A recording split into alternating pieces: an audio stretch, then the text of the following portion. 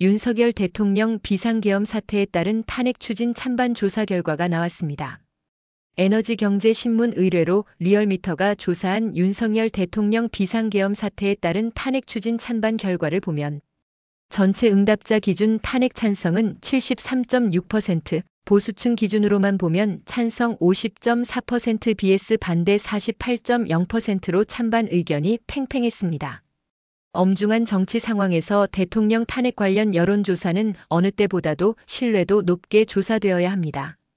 뿐만 아니라 여론조사 결과를 보도할 때는 여론조사 결과가 자칫 여론몰이로 잘못 사용되지 않도록 매우 유의하며 보도해야 합니다. 리얼미터에 의하면 이번 윤석열 대통령 탄핵 조사는 2024년 12월 4일 하루 동안 조사되었습니다. 일반적으로 리얼미터가 매주 발표하는 대통령 국정수행평가 조사가 월금 5일간 조사되는 것에 비해 극히 단기 조사로 진행된 것입니다. 또 리얼미터는 이번 윤석열 대통령 탄핵 조사 최종 응답수가 504명이라고 했습니다. 한 주 전 리얼미터의 대통령 국정수행평가 조사 당시 응답 완료수 2,509명에 비해 매우 작은 응답수입니다. 표본 오차도 평소 리얼미터 대통령 국정수행평가 조사 때보다 이번 윤 대통령 탄핵 찬반 의견 조사에서는 그 폭이 더 컸습니다.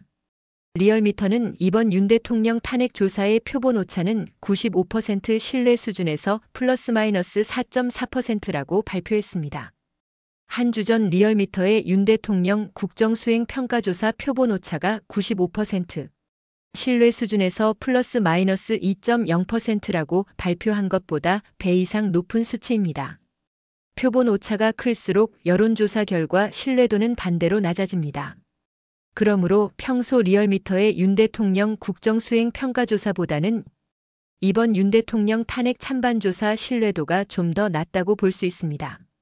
대통령의 비상계엄 선포 및 탄핵에 대한 여론이 며칠 사이에도 정치권의 여러 대응과 함께 격동이 칠 수 있는 상황입니다. 그러므로 이처럼 극도의 민감한 정치 상황에서 여론조사를 할 때는 평소보다도 신뢰도가 더 높은 조사가 되도록 다양한 계층의 응답자 수를 충분히 확보하고 조사를 실시해야 할 것입니다. 또 미디어에서 여론조사를 보도할 때에도 단순히 조사 결과만 보도하며 자극적 보도를 할 것이 아니라 응답자 수와 그리고 표본 오차로 인한 조사 결과에 대한 정확한 해석을 설명하면서 보도해야 할 것입니다.